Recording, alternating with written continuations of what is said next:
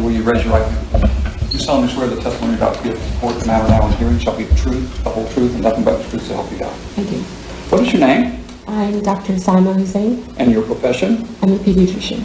Will you describe to the jury the education and residencies and training that you've had to qualify you for obligation? There's 4 years of college, 4 years of medical school, and 3 years of residency, specializing in pediatrics. Could you spell your first and last name for us, please? Yes, first name is Saima, S-A-I-M-A, and last name is Hussein, H-U-S-S-A-I-N.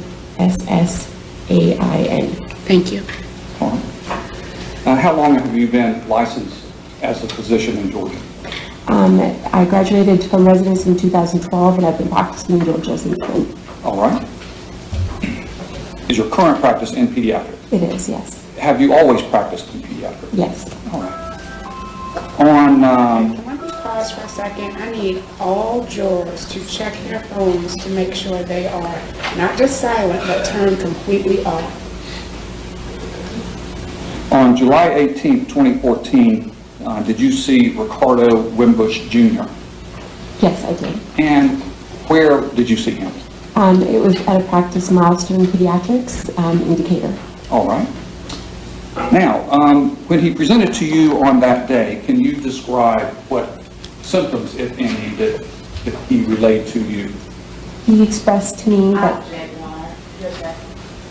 This is for the purposes of medical treatment and is not within the hearsay statute. It does fall within a lawful exception to the hearsay rule, so that objection is overruled. he expressed to me that he had pain in his legs, knees, and ankles, that he felt tired pretty frequently, and that occasionally after walking for a while he had a little bit of a limp. Okay. Did you notice, in addition to those that he presented with, did you notice anything on his skin that you... He did. He had a rash on his skin, and he did say that he had an itchy rash on his skin. All right, let's talk about that first. Okay. What sort of rash did he have? So on my exam, I determined that it was a fungal rash, and it was on his trunk and his back. Okay. Describe to us what a fungus rash is. So it's sort of raised, irritated lesions on the skin. They're dry. They tend to be itchy. Okay. What are some of the causes of fungal rashes? Sometimes poor hygiene, sometimes being in a sort of wet clothing or sweaty clothing for a long period of time. Sort of a wet, damp environment can lead to fungal rashes.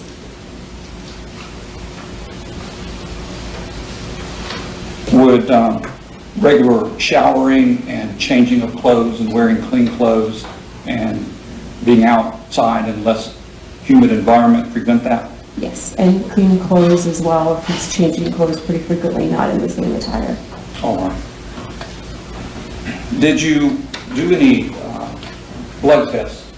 I did, yes. I did sort of general screening labs to look for diseases and his nutritional status as well. All right. What did you find out about his nutritional status? One of the tests that was abnormal was his vitamin D level. It was significantly low. Significantly low? Yes. Is that common in juveniles? It is not common unless they are not getting vitamin D from food or from the sun. So how does the sun provide vitamin D to our body?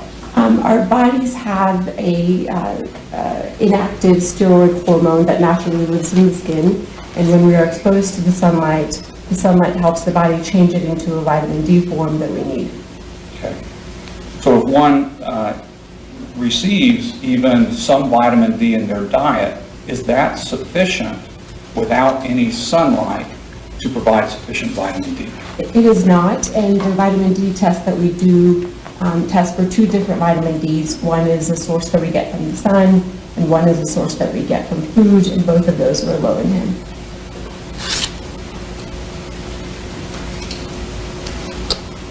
Did you have any x-rays done of Ricardo? Yes, I did, because he said that he had pain in his legs. I ordered x-rays of his legs and also his wrist. Okay. Tell me about the results of the x-rays. The x-rays showed that he had osteopenia in all of his x-rays and growth arrest lines. All right. Let's talk about osteopenia Right. first.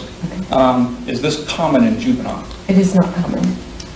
What population is it common in? Usually elderly white females.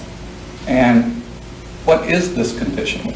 Osteopenia is sort of decreased bone mineralization, so your body is not able to make new bones as fast as it is absorbing old bones. Okay.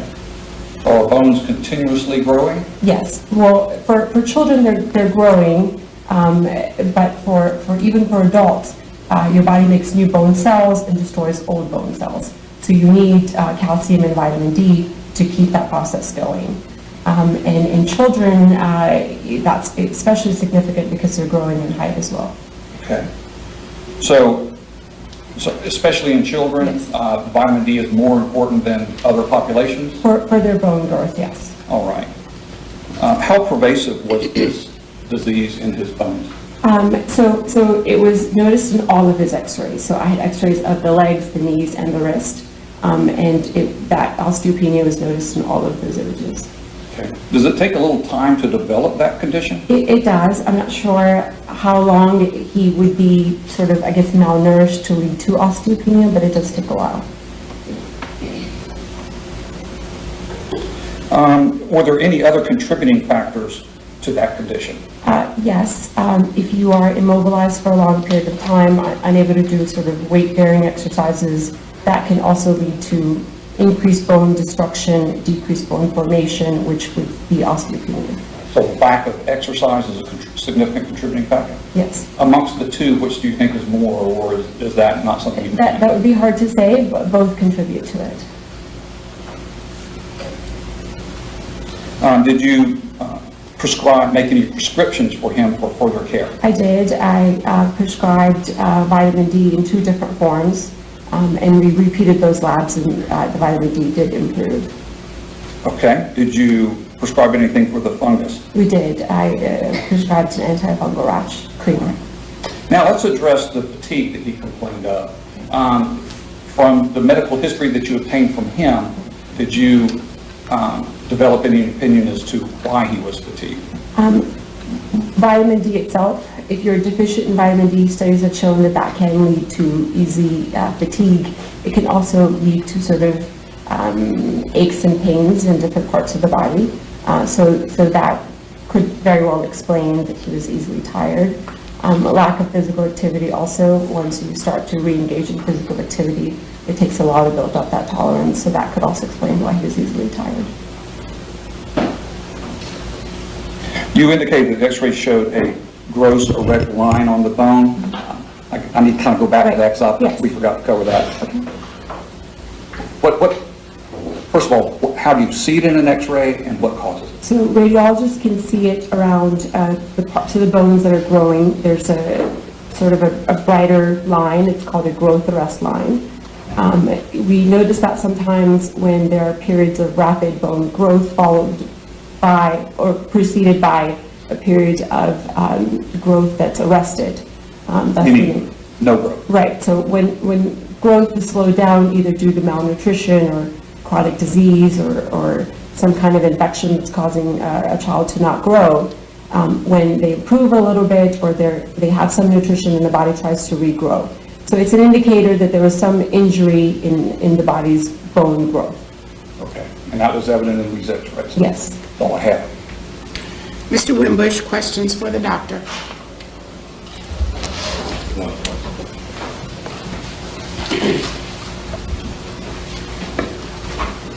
Good morning, Dr. Hussain. Good evening.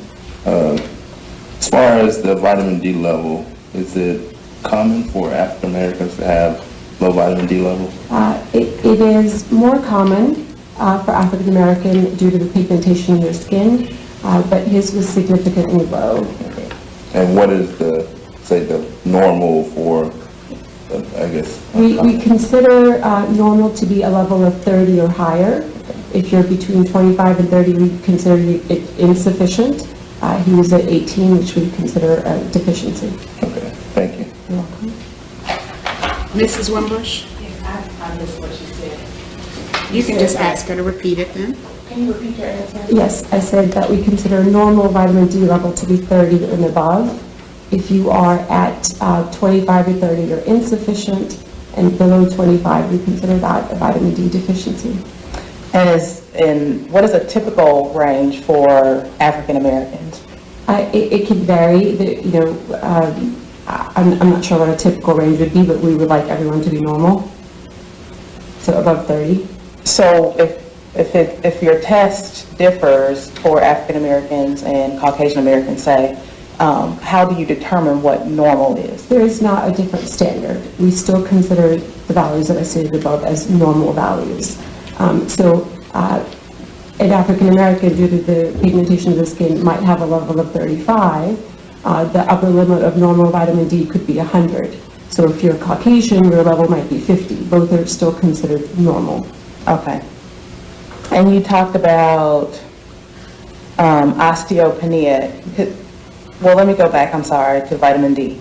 Could a lack of vitamin D be related to genetics? I'm not familiar with many chronic genetic conditions that necessarily lead to a low vitamin D.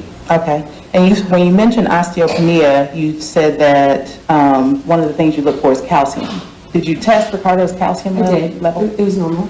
Okay. Did you test any other levels with Ricardo? Yes, I checked his kidney functions, his liver functions. I did a CBC, which looks for signs of infection. I checked his hemoglobin to look for anemia. I checked sodium, potassium, and other electrolytes. So those were good. Okay, so everything else was good. Yes. And on what day did you see him? I See him first? I think whatever date is on my note, I don't know that date off the top of my head, but it's on my note. Okay. And do you remember who brought him when you saw him? It was a caseworker. I don't know who it was exactly. Okay.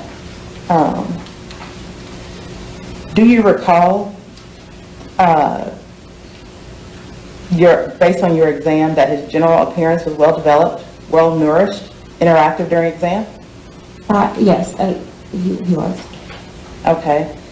Do you recall that everything in your exam was normal? Other than the skin rash. Other than the skin rash? And where was that skin rash? I think it was on his abdomen and back. That's what I remember. His abdomen and his... Yes. Okay. Do you know where he was living when you saw him? I don't know. You don't know? Okay. But he was with a caseworker when Yes. when they brought him. Okay.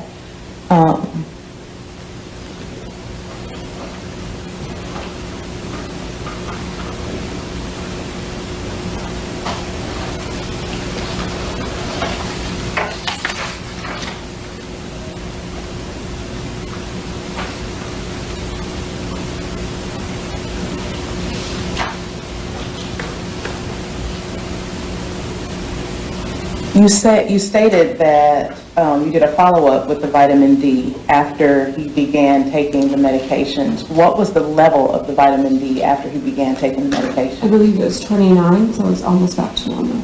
So it went from 18 to 29? And do you know how long of a time range that was? I'm not sure exactly, but I had him on the vitamin D consistently until he came back to get that test repeated. Okay, and did he remain on vitamin D while he was in your care? I had him on vitamin D, but a lower dose afterwards. Okay.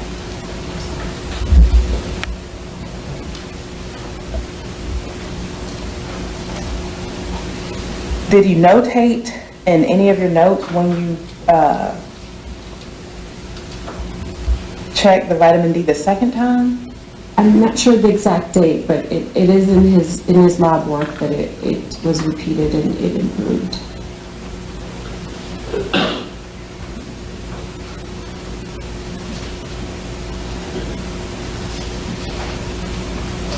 Okay. Did you have follow-ups on his x-rays of his bones, of his knees, legs? No, I didn't. Okay. Was he limping when he came to see you? I did not see that limp. Okay.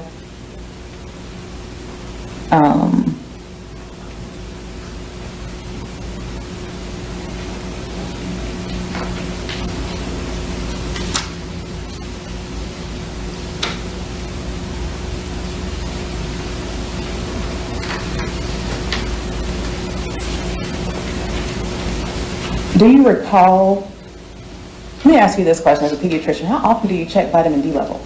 I actually check it pretty frequently with kids that have symptoms of fatigue and decreased energy, so I actually check it more frequently than we used to.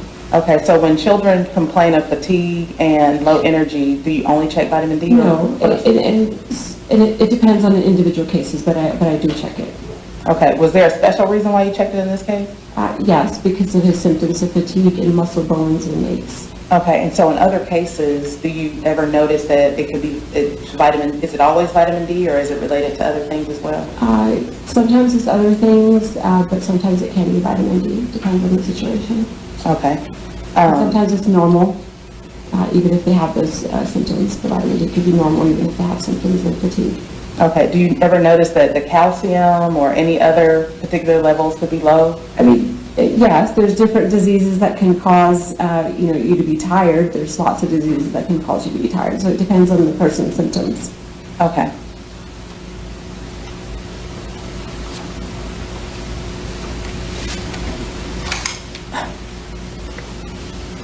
That's all I have. Thank you. Thank you.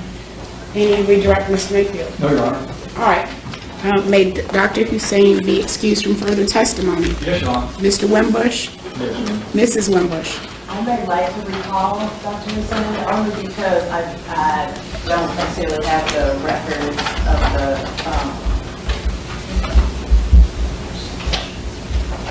the new vitamin D testing. Well, she's here now. You can ask her about it. I did. I don't have them to try to refresh her memory. I mean, I know the numbers. I reviewed the records yesterday. The first level was 18, and the second was 29. Do you remember the dates? I believe it was sometime in September, but that's part of his medical record, so it was in September that I repeated it. I don't know the exact date, but it was in September, I believe. Okay. All right. Thank you. You're excused. Thank you.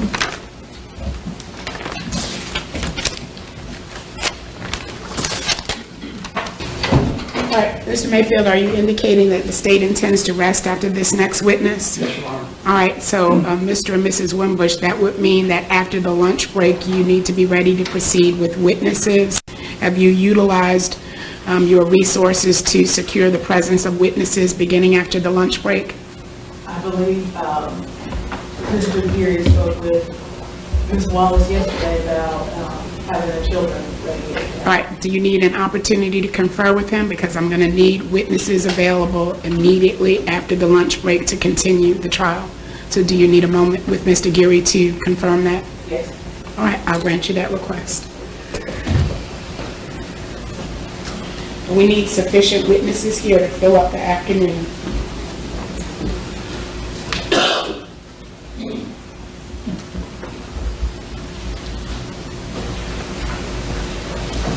All right, and Ms. Wimbush, I'm just reminding you that you subpoenaed some medical physicians who I gave 24 hours on-call status. So in the event that you need medical witnesses to testify for your defense tomorrow, they need to be provided with that notice today so that they can be here. Okay. I'd like to, before the state rests, I'd like to be able to recall Ricardo Wimbush Jr. You can't recall any witnesses during the state's portion of the case now. Well, for cross-examination under child hearsay.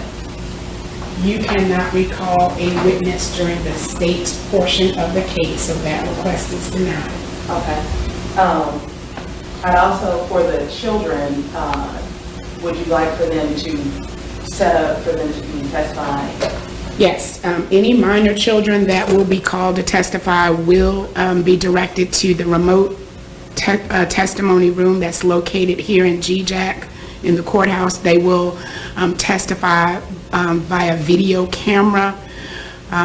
Do you have someone designated to sit with the child, or do you need the court's assistance in having someone sit within camera range with the children?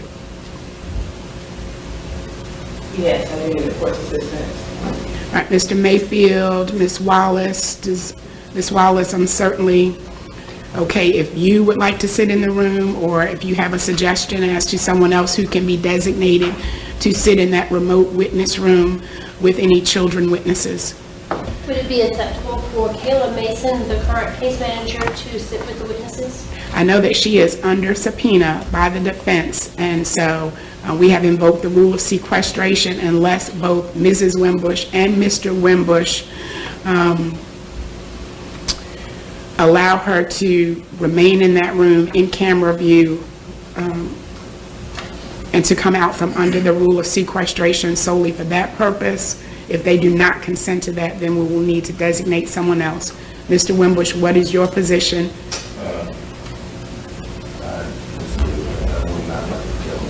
All right, Mrs. Wimbush, your position on the record. All right, Your Honor, if there is another aunt in the courtroom, she would be familiar with the children. She is not under subpoena. what is your name, ma'am? Philandis Wimbush. Can you spell your first name? PhilandisWimbush. All right, Mr. Wimbush, is this relative, do you find this relative to be an appropriate person to sit in the witness room? Yes. Mrs. Wimbush? Yes. All right, ma'am, you will be designated as such. I'm instructing you on the record, and Ms. Wallace can instruct you more fully if needed. As the person that will be designated to sit in that room, you cannot provide any coaching or any assistance. Do not discuss any potential testimony with the children either before, during, or after their testimony. You will be seated in the room in camera range, but you are not to provide any assistance whatsoever to the child during their testimony. Do you understand that? Yes, ma'am. Do you have any questions? If you could come forward, please, to the podium, just so that we can hear you. I'm sorry, because I can't hear you. With one of the children, emotional touch. No, ma'am.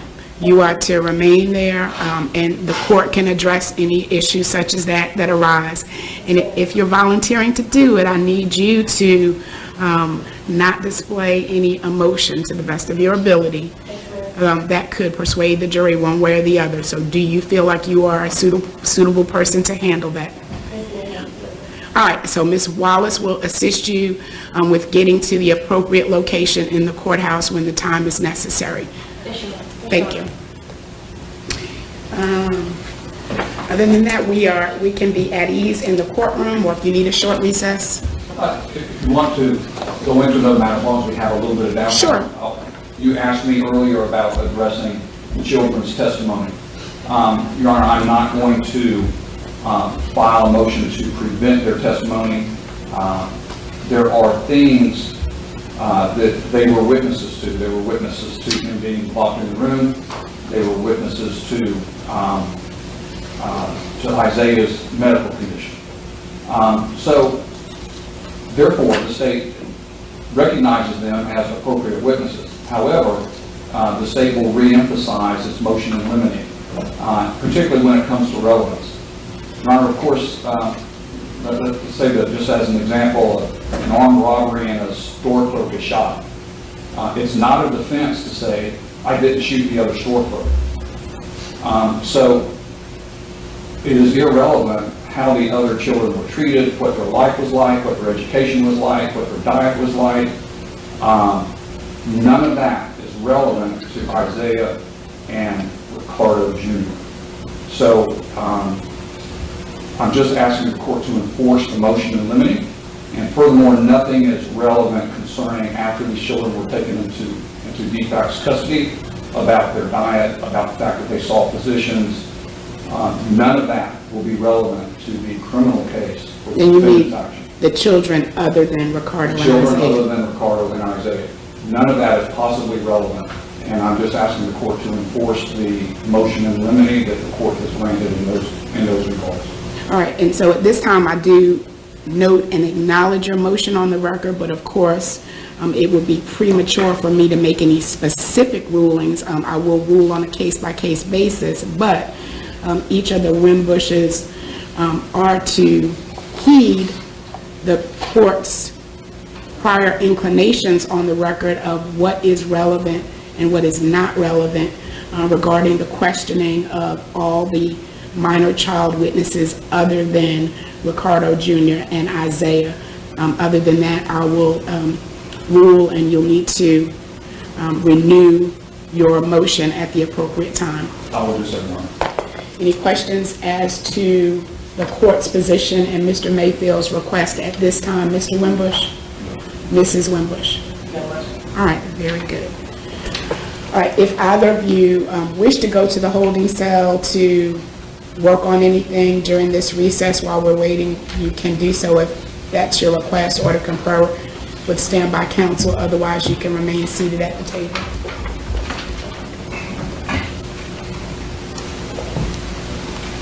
A doctoral degree in that, so you don't go to medical school. So the real difference is psychiatrists have been to medical school, psychologists have not. Okay. Would you explain to the jury your training that got you to be like a licensed physician and any board certifications? Sure. So after college, I went to the University of Pennsylvania for medical school. Then I did a one-year internship in a hospital in San Francisco. It was just general medical practice. And then I went to psychiatry residency for 3 years. And then I went to a child psychiatry fellowship for an additional year, following which I joined the faculty at the University of Michigan. So I'm board certified in psychiatry, child and adolescent psychiatry, and in forensic psychiatry. Forensic psychiatry is that branch of psychiatry that deals with questions that come before the courts. Okay. And tell me about your practice of psychiatry through the years. Okay, so at the University of Michigan, I worked as a general child and adolescent psychiatrist. I also worked on a program that did a lot of custody evaluations. And then in 1993, I left the University of Michigan and came to Georgia, where I took a job as director of the Psychiatry and Law Service at Emory University in Atlanta. I tell people in Ann Arbor, I was a child psychiatrist with an interest in forensics. In Georgia, I became a forensic psychiatrist with an interest in children. So currently, I direct the Psychiatry and Law Service at Emory that does a variety of things. We have the state contract to do the pretrial evaluations on competency and sanity for the Fulton County courts, among other things. As a child psychiatrist, I also get involved in cases that involve children and adolescents quite a bit. Okay. And are you published in the area of child psychiatry? Yes. Yeah, I'm currently a professor at Emory. I've published over 50 papers and chapters in professional textbooks. Have you served on any boards or associations in that field, particularly forensic? Yes. I'm pretty active in professional organizations. I've been the president of the Georgia Psychiatric Physicians Association. I've been the president of the Georgia Council on Child and Adolescent Psychiatry. And I've been the president of the American Forensic Association. The American Academy of Psychiatry and the Law is its exact name. I've worked on a number of committees. Currently, I'm a member of the Georgia Board to Determine Bar Fitness. This is an appointment by the Georgia Supreme Court, which puts me on the committee that looks at the fitness of people who want to be lawyers and take the bar exam, essentially. Okay. So I've done a variety of other things that I could expand on, but I think that's the essence of it. Have you contributed to textbooks in the field of child psychiatry?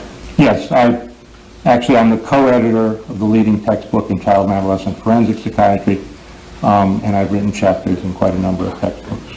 State tenders this witness as an expert in child psychiatry. I'm sorry, any objection, Mr. Wimbush? No objection. Mrs. Wimbush? No objection. All right, he will be so admitted. Thank you.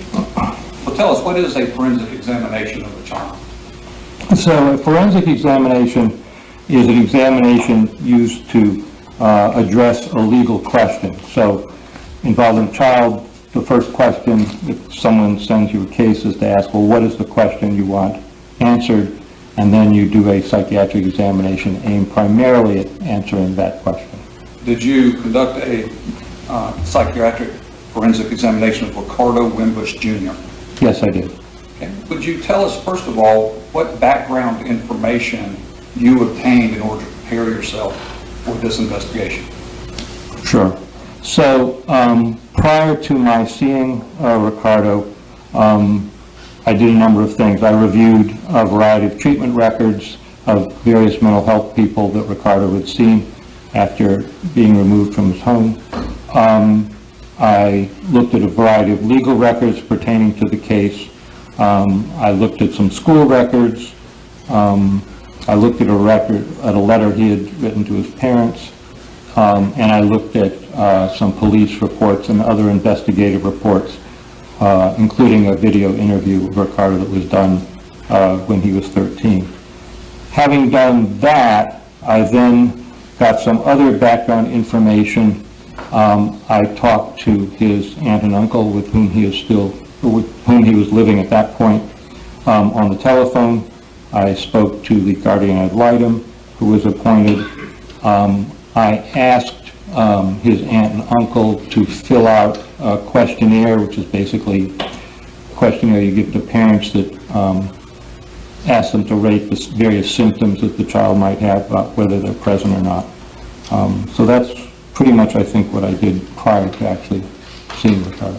Okay, all this information that you gathered, is this information that you would normally rely upon in the field of psychiatry in order to conduct such a forensic interview? Yes, it's very typical. You get background information before you actually see the person. Okay. Did you have an interview with Ricardo Wimbush Jr.? I did. When and where did that occur? So I saw him on July 5th of last year, 2016. I saw him for about 2.5 hours, and I saw him at his aunt and uncle's home. Okay. And will you describe that interview for the jury, please? Yes. The beginning of a forensic interview is I spelled out to him who I was, what I was doing, why I was there, that sort of thing. In particular, that I'd been retained by the prosecution to do a psychiatric evaluation. I made clear I wasn't there to provide any treatment to him. I was just there to do this evaluation, and that there was no confidentiality in the evaluation, that I would likely be writing a report and sending it, and so anything he told me I might put in the report if I thought it was relevant, and in addition that there was a possibility that I would testify in this case, and that anything he told me, if I got asked about it, I would have to just answer the questions. I also told him that he didn't have to answer any of my questions. He wasn't being forced to do this. I said that if he didn't answer a question, I'd probably be curious as to why he didn't answer a question, but he didn't have to. And then I asked him essentially to sign a form, basically, that went over some of that information, indicating that he understood it. And he was fine with all that and happy to talk to me. And then when I talked to him, I basically started out focusing on what it was like when he was in the basement for about those 18 months or period. This falls within an exception to the hearsay rule, so I note your objection for the record, however, it's overruled. I'm objecting to the fact that it is hearsay because he does not have personal knowledge that Ricardo was in the basement. Your objection is overruled and noted for the record. Thank you. So do you want to just talk about the process of the interview or go through what he actually said to me as well? Yes, please. Yes, both. Okay. So we started out, and he told me he was in the basement for about this 1.5 years, and that he'd actually been in before and had run away and was brought back by the police. And a lot of my interview was talking to him about what that was like for that 18 months. I was trying to get a picture of what his experience of it was. And what he said was that he really spent much of the time constantly thinking about wanting to be upstairs with his family. I'm assuming you've heard about the basement. He told me a little about the basement. I'd seen pictures down there. There was just a bed. There was no light. There was practically nothing to do, and he could come out his parents would come down and bring him food and let him go to the bathroom, but otherwise he had a jug there that he urinated in, and there was some writing on the wall. But he really didn't have any books or other things to entertain himself with. So what he described to me was that he spent a lot of time sitting at the door with his ear to it, trying to hear what was going on in the family upstairs, and imagining himself being up there. He said this was pretty lonely. He said it was kind of sad. He felt left out. He could hear other members of the family a lot of the time, and he wanted to be part of it. And then I asked him, okay, could he tell me what else he did or thought about while he was down there? And what was striking to me is that he really couldn't identify anything else he really thought about or did. It was like if he wasn't there with his ear to the door thinking about being with the family, his mind was just kind of empty. And I mean, I asked him, did he make up things and, write on the walls or keep track of the days or any of that? And his answer was really no. All he could really identify when he spoke to me, this was what was on his mind, was this kind of longing to be with his family, which he found quite painful.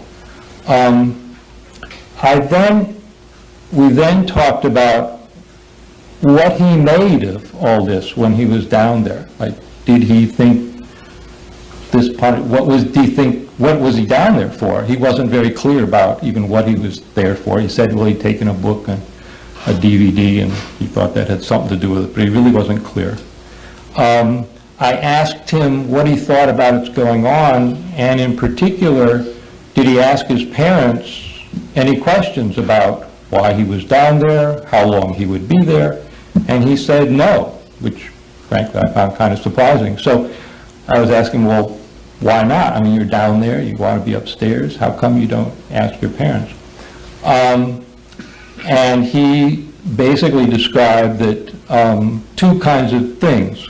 One was he was afraid that if he asked, he'd get beaten, that this would be seen as some kind of transgression, and that stopped him. And the second was that as time went on, he really didn't think, he just didn't think about it. He really, in his head, it was just sort of, that's where he was, and he didn't want to go. He said that, he was raised to do not to question his parents and to do what they said. So there was this kind of remarkable passivity and just going along with it without other thoughts. I wondered if he, for example, was angry at his parents, and he said no. And I said, well, can you tell me a time that you've ever felt angry at anybody? And he said no. And I should point out that his emotional tone through my interview with him was pretty flat, pretty much all the time. Not a lot of variation.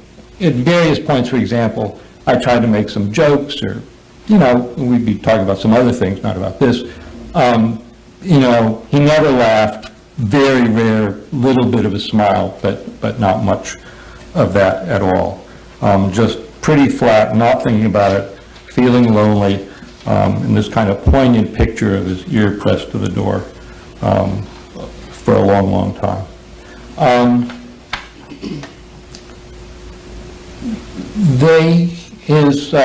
One of his parents, I think his mother, but I'm not positive, had written some large letters on the wall, pride and humble, and I asked him what he thought about that. And he said, well, he didn't really think about that much. And he did point out to me on one of the pictures that there were some other words that came off. It was sort of like an acronym, and so there'd be pride in large letters, but then for P, he'd say presumption, prejudice, little writing. He said he looked at the stuff, but he didn't think about it. I asked that, because my understanding of the room was there was a window. The window was covered with white paper, so you couldn't see out, but light would come in. and it looked like the sort of thing it'd be easy enough to break it. So I asked, had he thought about running away? And he said no, he didn't. He just accepted being there. We did talk a little bit about before the basement was locked. Sometime before that, he actually had been in the basement when it was unlocked, and he had run away, was found by the police and brought back to his home, which I think entered into his ideas of what would happen if he tried running away again. If I can interrupt you, did he relate any other events that led to the running away? Anything that had happened between him and his parents that led to that? Yes, my understanding, and I must say, I'm not totally clear of the chronology because he was a little vague about it, but was that he had been upstairs and had been beaten by his father and was, by beaten, he said he was hit with a belt about 30 or 40 times, and that he was afraid that this was going to happen again, and that seemed to be the precipitant for his running away. And what did he do to receive that punishment? Do you recall? I asked him, and he was unclear what that original punishment had been for. Some of the records said that his parents had been concerned that he had touched inappropriately some of his younger siblings. But when I talked to him, he wasn't clear that that was the reason for it. Okay. What about, is there anything in reference to a DVD player that you talked with him about? Yeah, the DVD player, as I understand it, came, so he was in the basement for a while for, according to the records, touching a child inappropriately. He didn't know. At that point, he could still come up at some times. Then there was the running away. After that, he was down in the basement, but it was still unlocked, as I understood it. And during that time, he came up and at some point took a DVD and either a DVD player, and either at the same time or a different time, wasn't totally clear, took a book. And that was discovered, and according to the records, that seemed to be the precipitant then for their locking the door in the basement so he wouldn't come up and take things. Was there any correlation in time between this alleged touching and the being put in the room? How much time span did any records in reference to that frame out? I don't recall seeing any clear, my sense from some of the records was that was the he did that, so he went to the basement as punishment for that. But he didn't know, he couldn't put those things together, so I didn't have a sense of that. In talking with him about the touching, did you talk with him at length about that? I talked to him just a little bit. I'm not sure, I'd have to check my report. I don't think he recalled it very much. Okay. I could be wrong about that, but Okay. that was my sense. At the point I talked to him, he was pretty vague about when a lot of these things had happened and what had happened. Okay. Did you have any way of discovering to any degree of certainty whether or not that actually ever happened? I don't know if it actually happened. He did have an evaluation subsequently about sexual interests, and there was nothing abnormal. The psychosexual evaluation was normal, so. So he showed no deviance, no predisposition Right. to molestations whatsoever? Correct. That he didn't, yes, that's correct. There was nothing later that suggested that he was at any risk for doing such things in the future, was really what it was for. Okay. Do sometimes smaller children engage in that activity without any sort of malicious intent? Yes. Yeah, I mean, it's, when I was a kid, they called it playing doctor, and it was quite common, and is in fact quite common still. Okay. All right.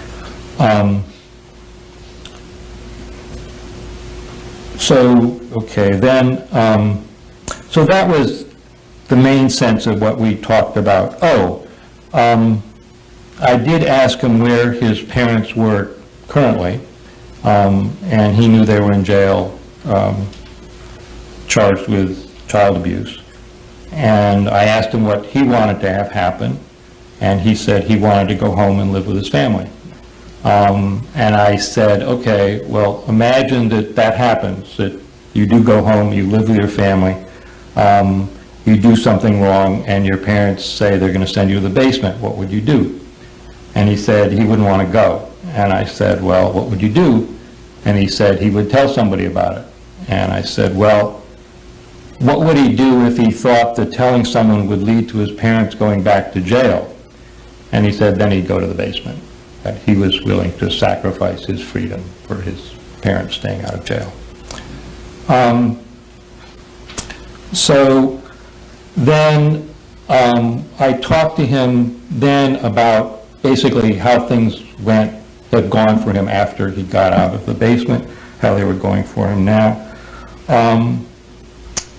He started attending school, and obviously he'd been homeschooled up to that point, so that was really the first time he went to school, and in a public school, and the first time he really had much interaction with other kids his age, because prior to that, my understanding was there's a lot of interaction between the brothers and sisters, but they had very little relationship with other people. And he said that went okay, and I remember I said, well, that must have been a big change to go from the basement to a group home first and then school. And he said, I get used to things kind of quickly, so I thought that was interesting. Then I asked him how things were going, living with his aunt and uncle, and he said they were going pretty well. He said he had some friends, talks to them at school. He did not see his friends at all outside of school. He didn't have a girlfriend. He saw his brothers and sisters infrequently, but sometimes, and said that went fine, but he actually didn't talk to him on the phone.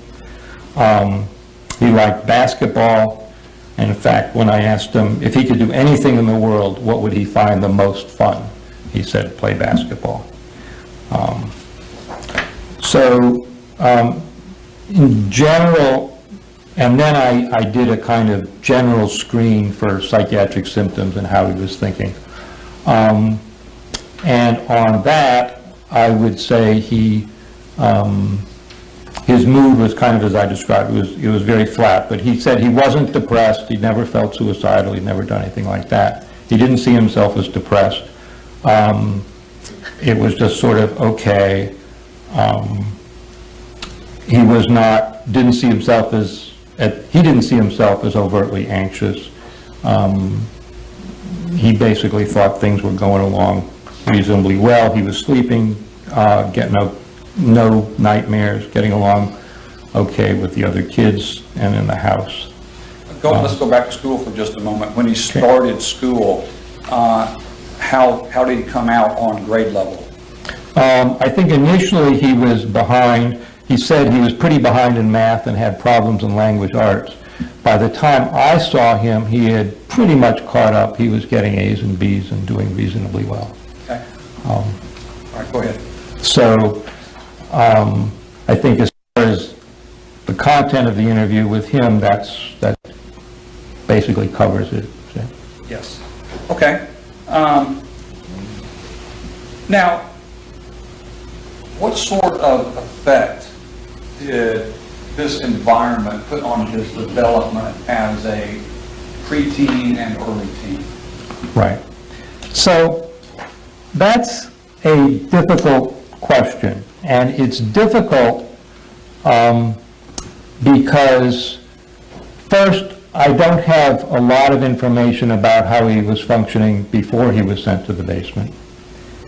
And secondly, his upbringing was very unusual before that, in that, as I understood it from him and from the records, he had very little relationship with people outside the family. So he really didn't know what normal kids his age who went to school were like.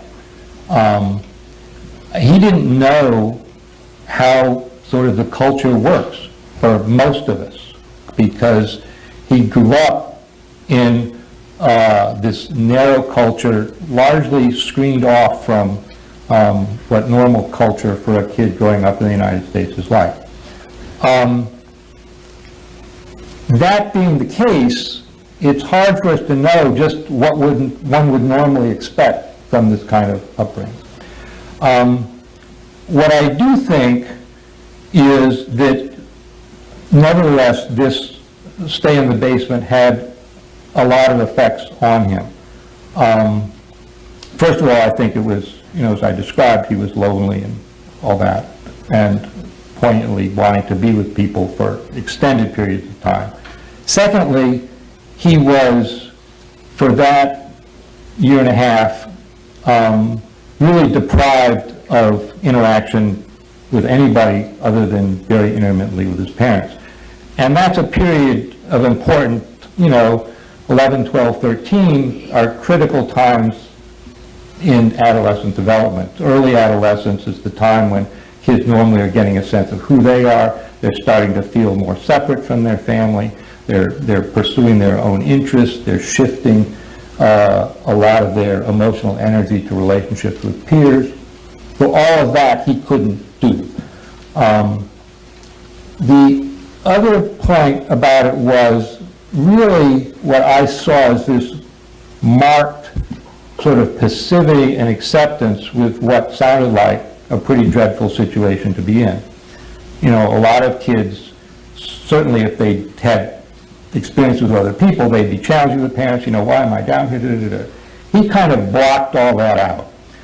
And just his view was, he didn't word it this way, but my putting it together, was he's just going along with what there is. And he's not questioning it at all. Now, if you're in his situation of being in the basement, that's actually a pretty adaptive way to do it. You feel better just going, since you can't change it, you feel better going along with it than you do, if you're protesting and upset all the time, because then you're sitting there really miserable and angry and furious and frustrated and all of that. To just kind of go along with it is a way of coping that in that situation makes a certain amount of sense. Not that he made a conscious choice, but if you look at psychological adaptation, that makes some sense. However, when you're not in that situation, then it's not a very good way to be, to just go along with what anybody tells you to do, and not to think for yourself, and not to think about what other people were thinking. Because I asked him, did you think about what your parents were thinking about in putting you down here? No. And I said, well, do you ever think about what other people are thinking? No. I've asked a bunch of questions. Have you thought about why I'm asking the questions I ask? No. So you have this really having, just not thinking about what other people are thinking.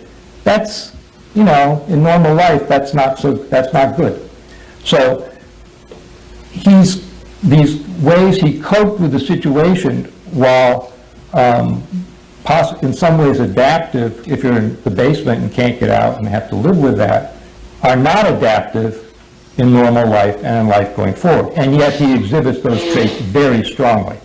They're not feeling angry at people, and it limits your emotional life. You just, smiling and laughing isn't much part of it at all.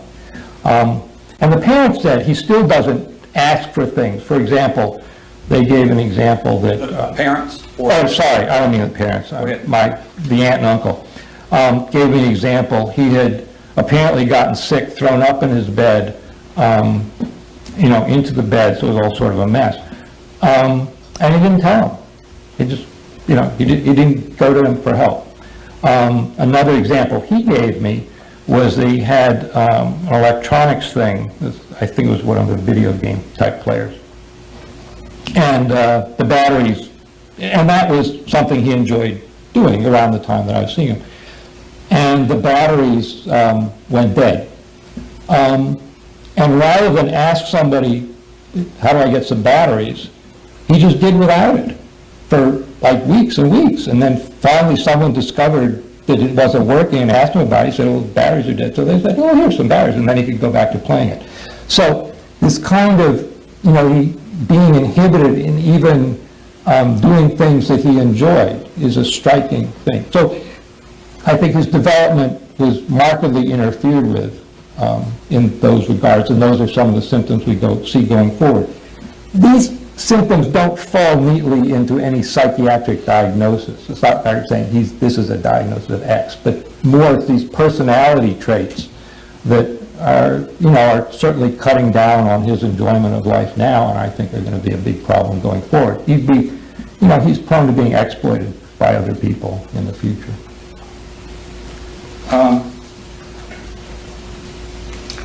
How common is it for abused children to want to return to the home where they were abused? That's very common. We see that all the time. Why is that? Well, the leading theory is that people become attached to their caregivers, and even if that care has a lot of negative features, they're still attached. So you see this, so it's very common that kids want to go back. A colleague of mine did a big study in California where they actually took kids who'd been abused and neglected and randomly assigned them to either go home or to go to foster care.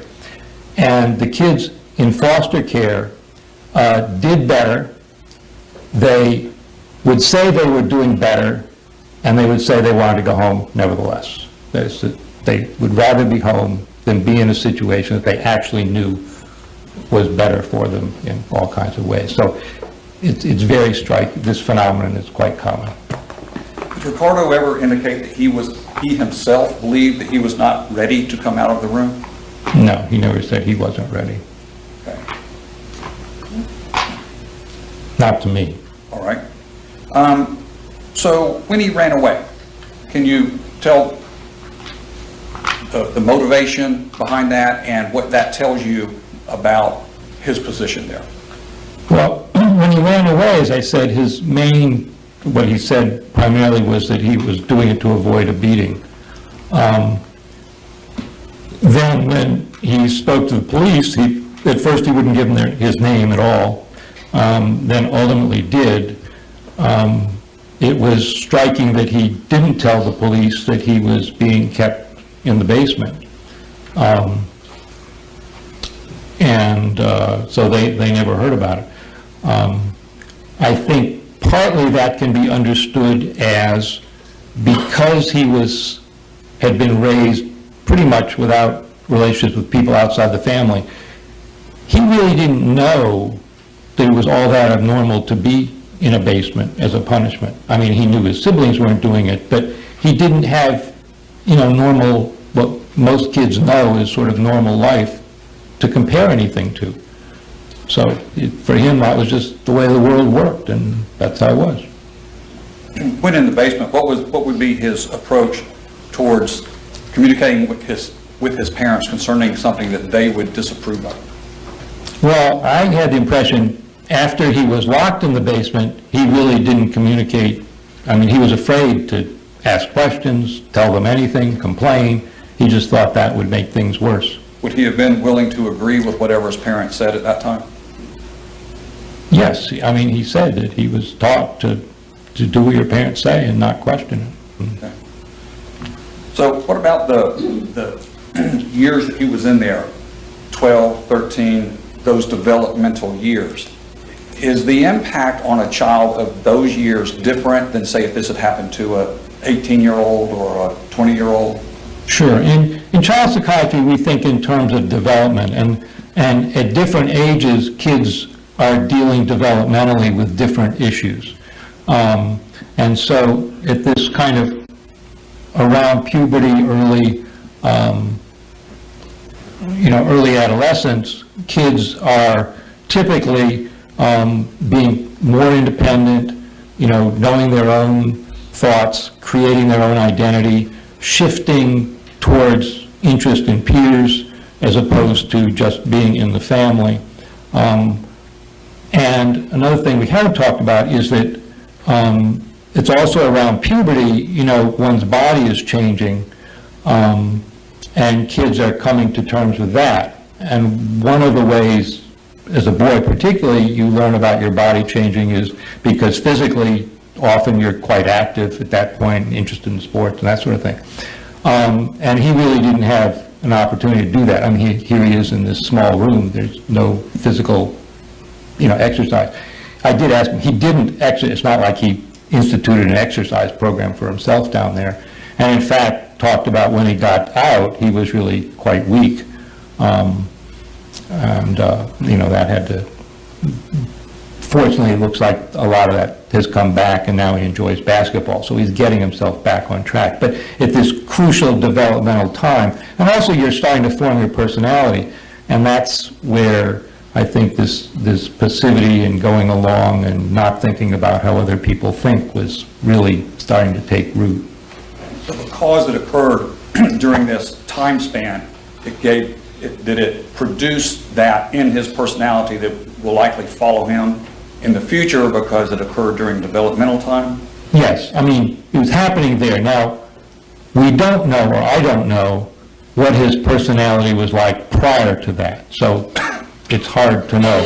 This may have sort of aggravated tendencies in his personality that were already there, but certainly one would expect it aggravated them considerably because of the amount of deprivation that he suffered. In the future, doctor, will his relationships and his happiness be affected by what happened during this vital time in his life? In my opinion, absolutely, yes. No other questions? All right, ladies and gentlemen, we're going to power through this witness, and then we'll take our lunch break, and I'll give you sufficient time for your lunch after this witness. Mr. Wimbush, any questions? Good afternoon, Dr. Ash. Good afternoon. During your interview with Ricardo, did you ever ask him what he was like beforehand, before he went to the basement?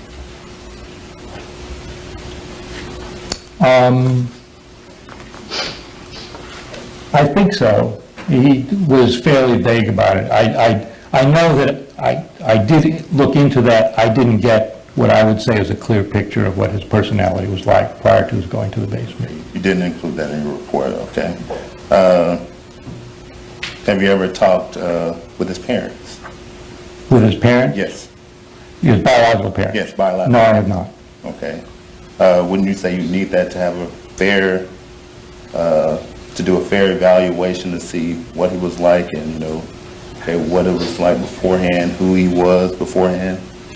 That would have been interesting information, given the circumstances of this evaluation. It just didn't seem to be an option.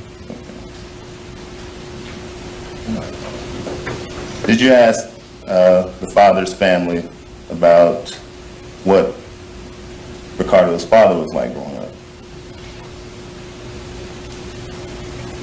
Ask the aunt and uncle what you were like? Yes.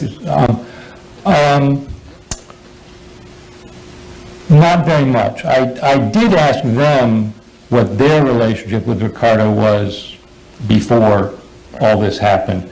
And they said they had seen him very, very little and really couldn't say anything. Okay. Did you gather any background information on the parents? Not a lot, only that which might have been in some of the investigative reports that came to me.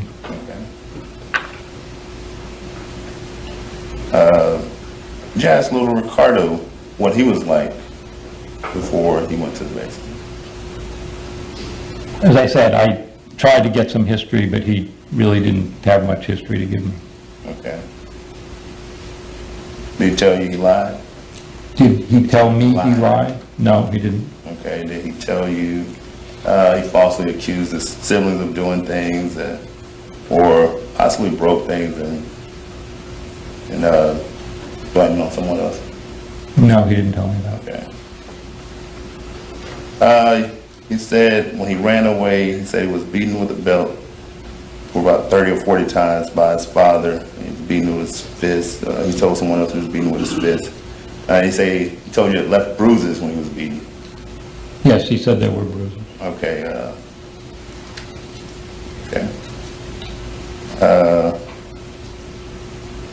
It wasn't, let me correct that. It wasn't clear to me that he was saying there were bruises in that incident, but he did say at some point there were times when he was beaten that there were bruises.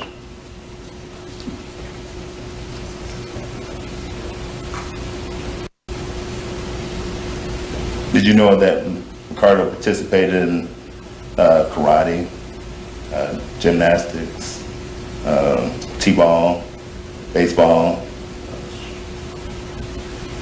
dance classes, any of those things? Before he went to the basement? No, I didn't know that.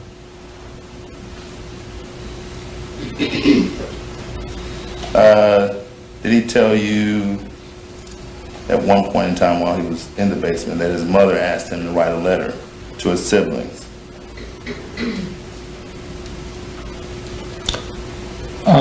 He didn't tell me that, but it sort of rings a bell as something I may have read somewhere in the records.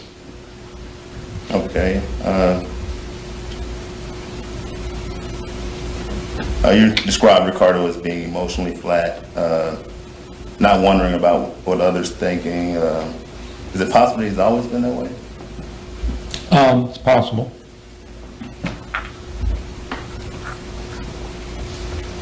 I think it's unlikely, but it's possible. Thank you for the time. All right, thank you. Mrs. Wimbush, questions for Dr. Ash? Yes. A lot of what you said, and you covered something very important in the beginning, and you made it very clear. I did not know Ricardo, you stated that you did not know Ricardo before the alleged time that he spent inside of the basement. And you said that that affects, that impacts does that impact the certainty of your evaluation? And how does that impact it? Well, the main way it impacts it is on the question of what is the relevance and what is the weight of what happened to him in the basement. How does that play in a certain, as far as a cause for the prognosis? That is, I'm not sure that's clear. So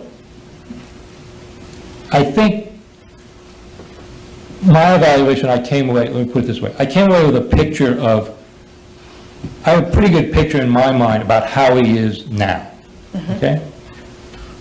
I have a pretty good picture, I think, about what happened in the basement, how he experienced that.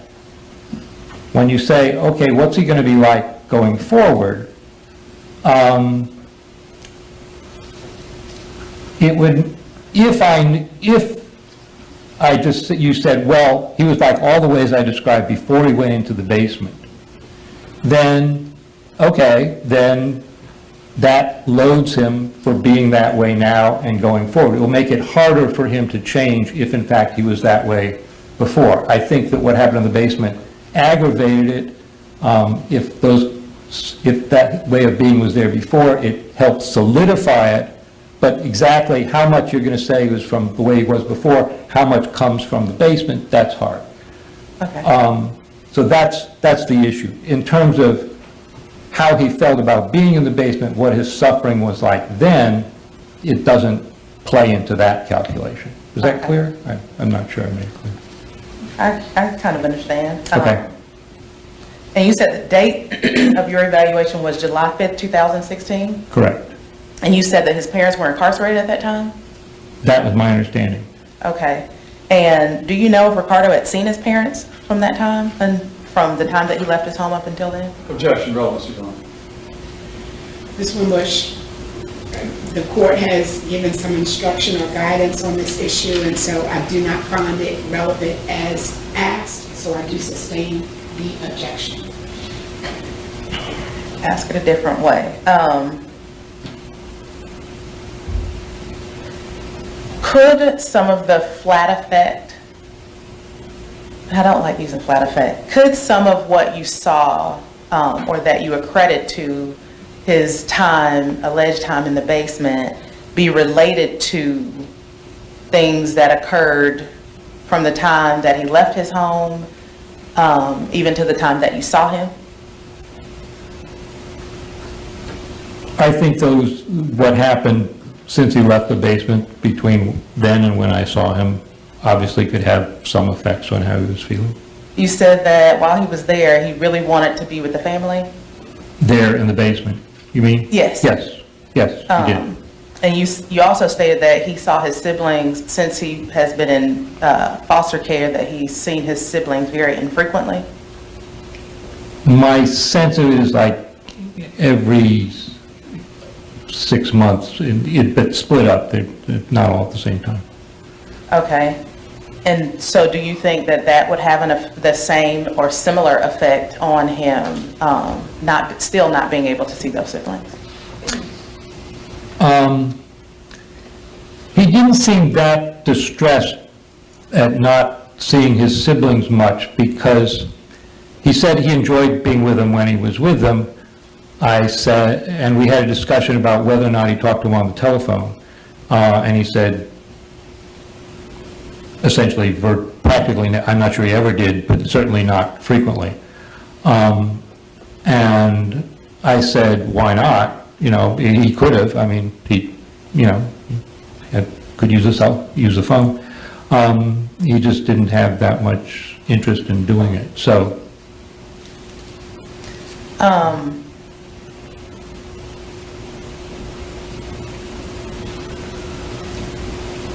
So when you go out to do an evaluation, or a forensic examination, as you called it, is it typical that you're looking to make mental health, if you will, diagnosis?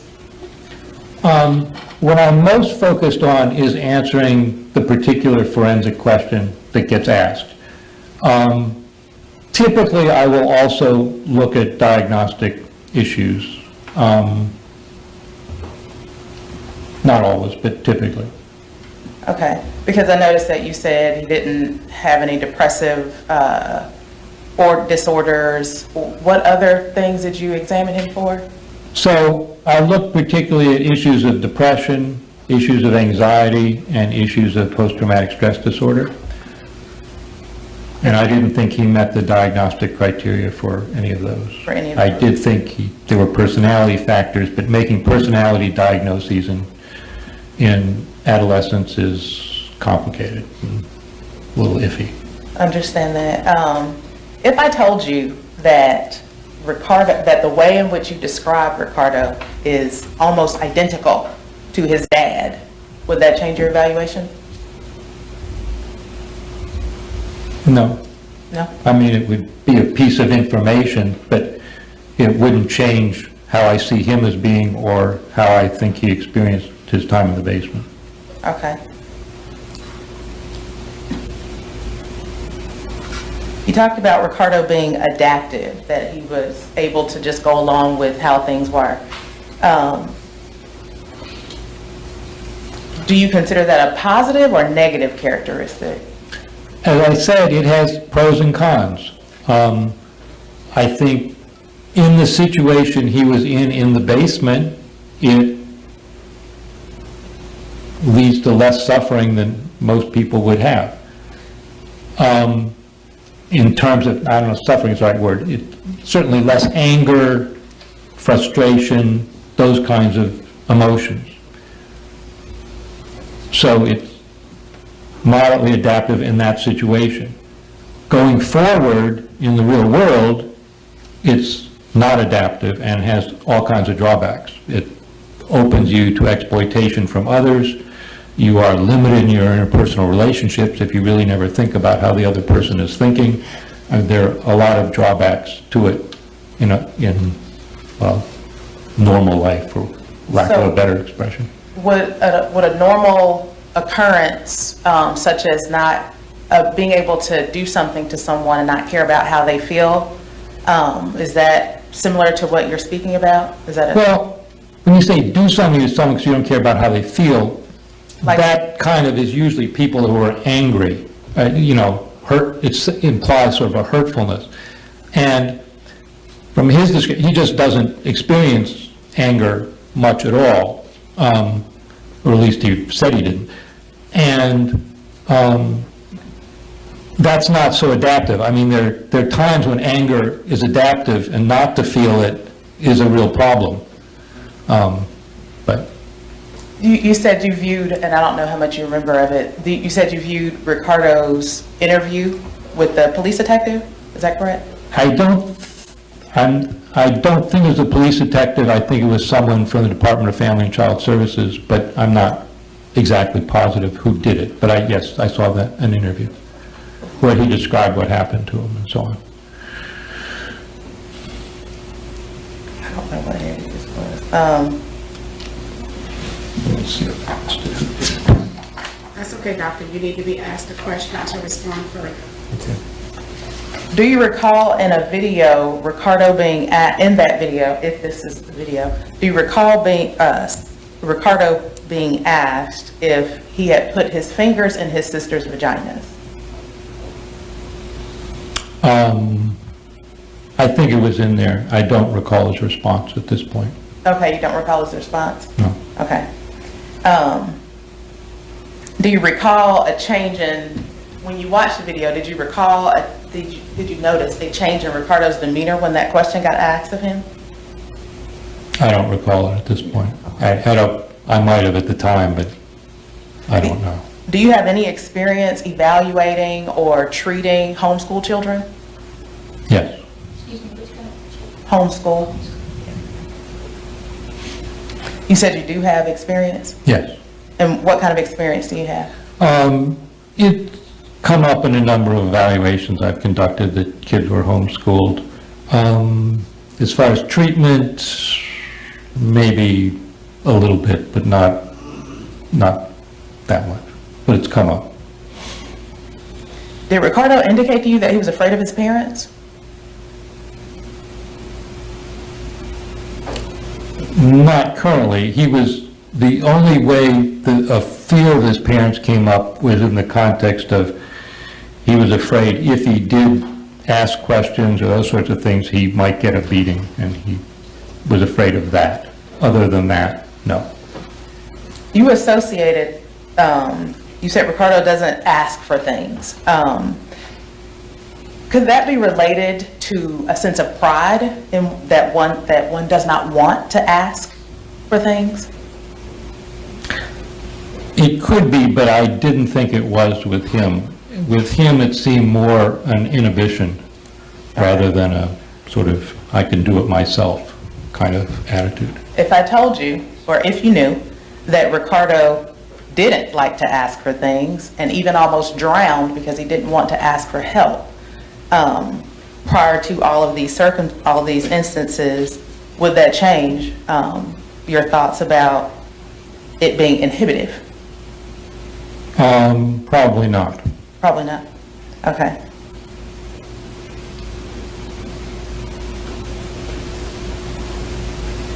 Did you ask Ricardo if he had an option of returning upstairs while he was in the basement? Well, he was in the basement, as I understood it, in 2 periods. When he was locked in the basement, it was not an option to go upstairs. Before the being locked, he was in the basement, and my understanding then, he had some options about going upstairs periodically. Did you ask, or did Ricardo tell you that he had an option at any point to move back upstairs? Objection. Facts not in evidence, Your Honor. Well, the witness is on cross-examination, and she can inquire of the basis of this witness opinion, so I'm going to overrule that. You can answer, Doctor. So, in the period when he was locked in the basement, referring to that period, no, he did not tell me that he had an option to go upstairs. Okay. Did Ricardo ever tell you that he chose to go down to the basement? No. Would it change your opinion if you knew that Ricardo actually chose for his room? Objection. Facts not in evidence, Your Honor. Well, I mean, he's been tendered as an expert, and so he can give his opinion on hypothetical situations, Mr. Mayfield. Anything else you want to say on that? Yes, the question is not phrased in a hypothetical question. All right, The well- question was phrased as if it happened, and that's not in evidence. Well, that's a different objection. Okay? What is your objection? My objection is to the form of the question. All right, on that basis, I do sustain it. Please rephrase.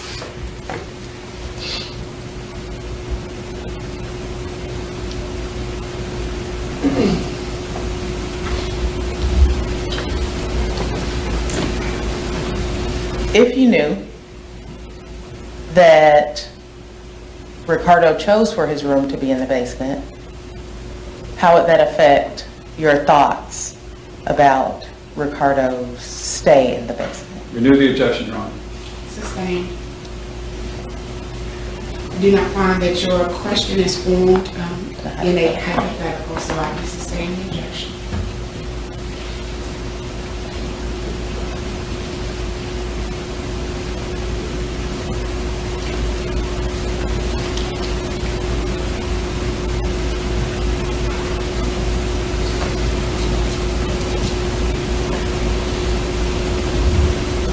In your expert opinion, how would you view such behaviors in a child? In your expert opinion, I'm sorry, let me change that question. What would your recommendation be for a child who is sexually offending or violating the privacy of his siblings, of their siblings? Objection, relevancy, Your Honor. Well, there's been some testimony on that subject brought out, but I'm going to ask you to rephrase your question because it is overly broad. So narrow your question, please. Dr. Ash mentioned that he had read reports. You can't question the court, so I'm sustaining Mr. Mayfield's objection. I'll give you an opportunity to rephrase and narrow the scope of your question if you wish to do so. Hypothetically, Dr. Ash, if there is a child in a home that is offending their siblings in a sexual fashion, what would your recommendation be for the parents as it pertains to the other children? I would recommend that the parents obtain an evaluation of the child to understand what was going on and what the risk was and that sort of thing. And if they showed that they had no risk, for example, from a psychosexual evaluation, but however they were still doing those things, what would your recommendation be for that particular child? Well, if they're still doing it, there's clearly risk. So I can't really deal with that. I mean, if someone's done it and done it recently, there is clear risk, and then you have to assess what that risk is, how best to manage it, that sort of thing. Okay, so if the risk, could a risk factor just be curiosity? Well, that goes into, you evaluate it and you see what it, what's driving it. I mean, as I said, if it's simply, a kind of childhood exploration, then largely the first intervention is kind of education. You talk to the child about what he's doing and point out it's inappropriate and, to educate him about why it's inappropriate in a sense. If that works, then fine, you're done. If it doesn't, then other steps need to be taken. So it just, that's why it gets to, you really have to look at it in all its fullness to understand what's going on before you can say, this is what I would do about it. Understood. I don't have any further questions, thank you. Redirect, Ms. Mayfield. Briefly, based upon everything you know about this, including the psychosexual exam, if any touching of siblings occurred, in your opinion, would it be just the typical child curiosity? Well, from what I've heard, that's what it looks like at face value, but until you really get into it, you can't be sure. And can a child exercise that curiosity even at an age before they know what sexuality is? Oh, yes. I mean, that's quite common that a lot of this play is sort of exploratory as opposed to what we think of as adult sexuality. Okay. No other questions? Ms. Wimbush. One other question.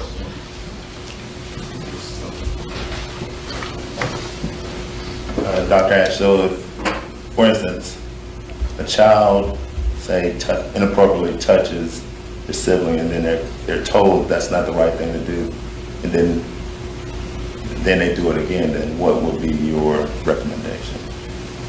Well, it's still a matter of you have to evaluate the child and see if you can understand what's going on from the child's point of view. What are they thinking about when they're doing it? What does this mean? And then once you have that information, then you're in a position to say, okay, well, the way to manage it is whatever.